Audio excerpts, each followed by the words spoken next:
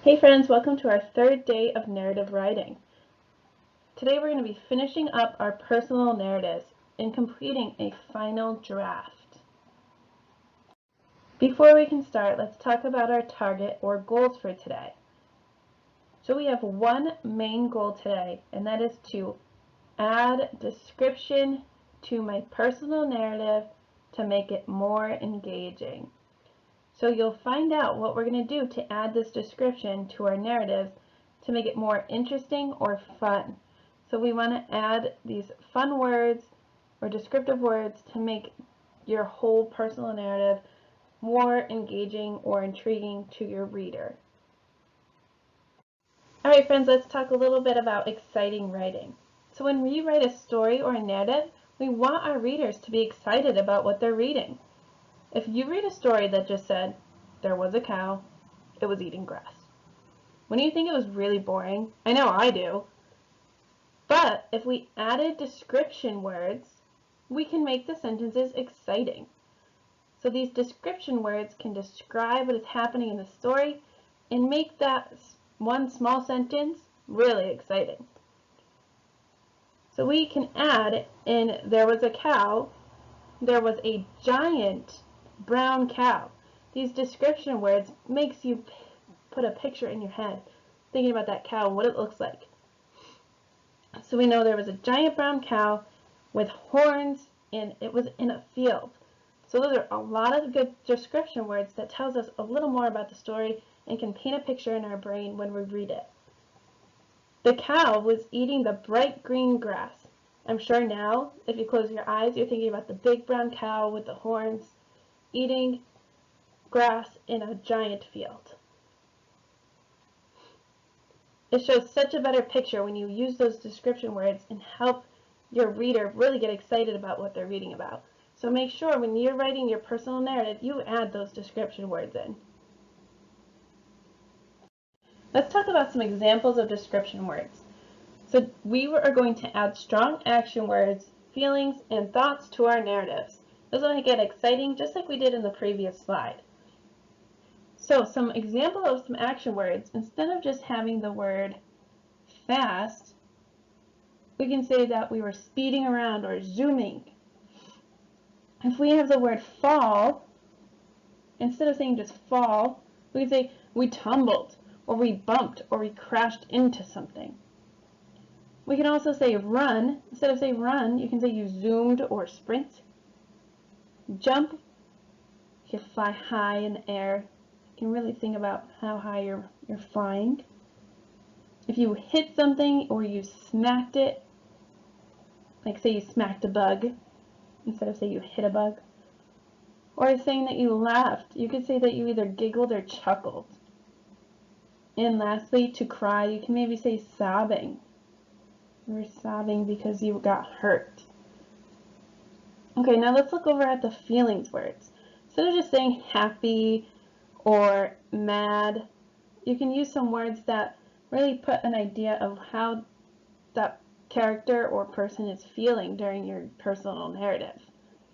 So the first one that we have is excited, and we have joyful, upset, full of anger, amused, so that's another word for happy, or you thought it was something was funny, you're amused about it, or you're bored.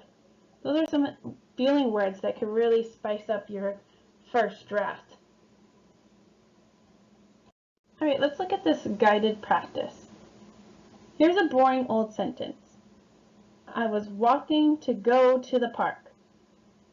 Let's think, how can we make this boring old sentence more interesting and exciting to the reader?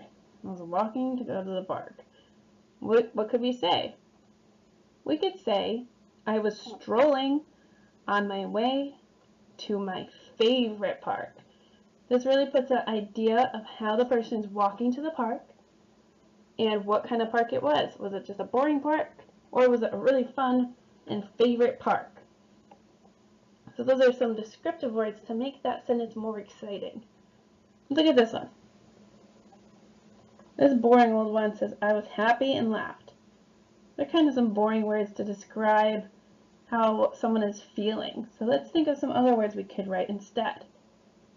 Happy and laughed. Ooh, we can say, I was so excited, I began to giggle.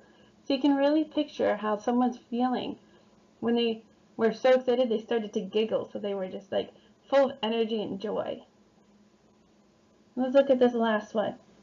It started to rain outside. That is quite a boring, sad sentence. And nothing much, you can really picture what it looks like. It just looks like it's raining. That's all you can picture in your brain. Well, let's look at this exciting descriptive word sentence. The sky was dark and it started to pour. So that really puts a picture in my head of how the sky was looking and how the rain was falling. It wasn't just a drizzle, it was really pouring out. So it puts a picture in my head of what it's looking like outside. Alright friends, now that we've had some practice with descriptive writing and making our writing exciting, it's your turn to show me what you've learned so far. So pause the video and answer the first 2 questions below. These questions, all you have to do is figure out how to make the sentence more exciting and add those descriptive words into it. You guys got this. Good luck, and I'll see you in a second. Alright friends, welcome back. Now that we've had some practice, we're going to start to edit our personal narratives from yesterday. So we're going to take our first draft and try to make it more exciting. So I'm excited to see what you guys can add to your first draft from yesterday and make it into a final, exciting draft for readers to read.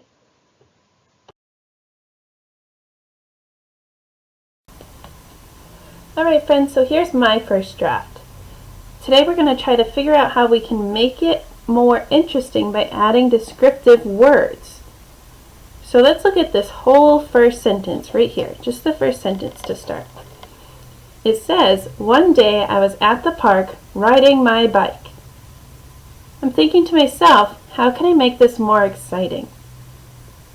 Maybe we can talk about what color our bike is. So maybe the bike is pink. So we're going to add a word, say that my pink bike, instead of just a bike. Give you a better picture in your mind of what's going on in the story. So one day I was at the park riding my pink bike. Okay, maybe we can say it was a sunny day. So one sunny day, I was at the park riding my pink bike. Okay, now I'm thinking about it in my mind. Close your eyes and think. Ooh, it's sunny out and there's a pink bike. Now I want to describe the park. So I was at the park riding my pink bike. I'm going to say I was at my favorite park. So I'm going to take the out and put in my favorite park. Riding my pink bike. So now I have a big picture of what this type of park is, so it's my favorite one. I know what color the bike is, and I can kind of picture what the day is like, so it's a sunny day. Let's look at the second sentence. It says, first, I was riding my bike way too fast. So I was riding my bike way too fast. Maybe I was speeding, going really, really quick. So let's see. I was speeding on my bike. Let's say we were speeding around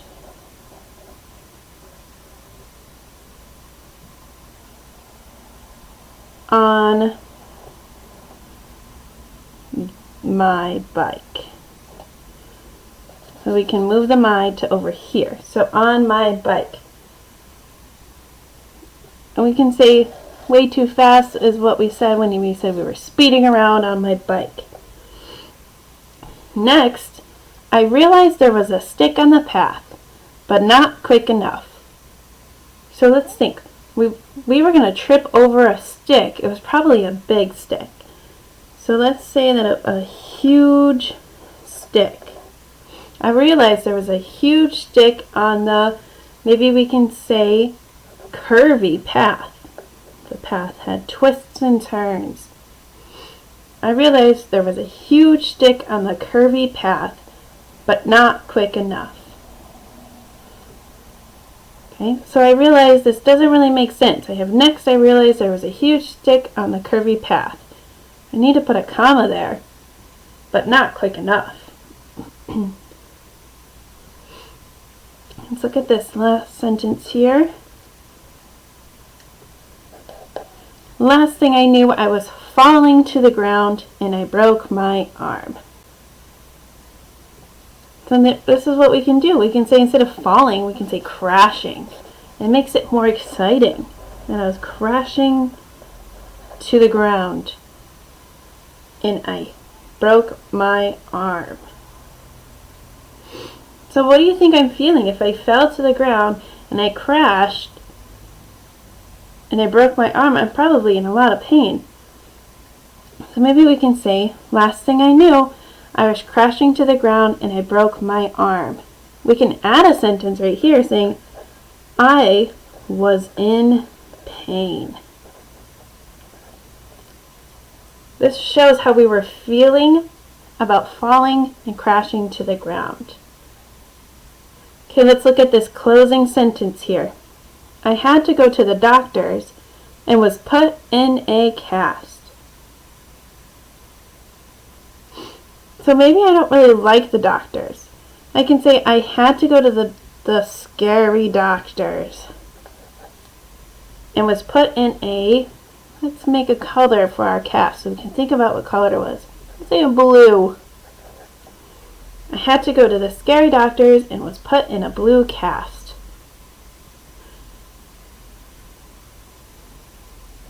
Maybe we can say that we were kind of sad. I was in pain and I had to sadly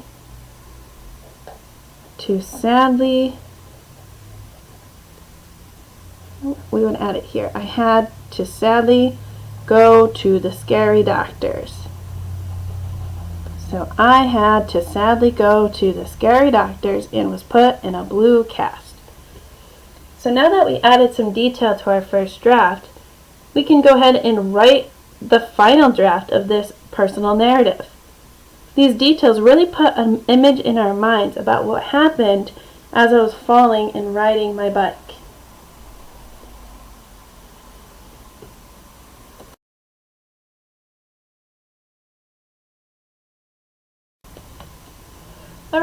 Alright friends, thank you so much for helping me make my first draft more exciting. Let's review our target before you can go ahead and finish up your first draft and make it into a final draft. So our target was, I can add description to my personal narrative to make it more engaging. We definitely got some practice with that today, making our writing engaging by adding descriptive words. Nice job. Alright guys, now it's your turn to make your first draft exciting by using some descriptive words. I'm so excited to read your final drafts, and you guys are going to do an awesome job. See you later.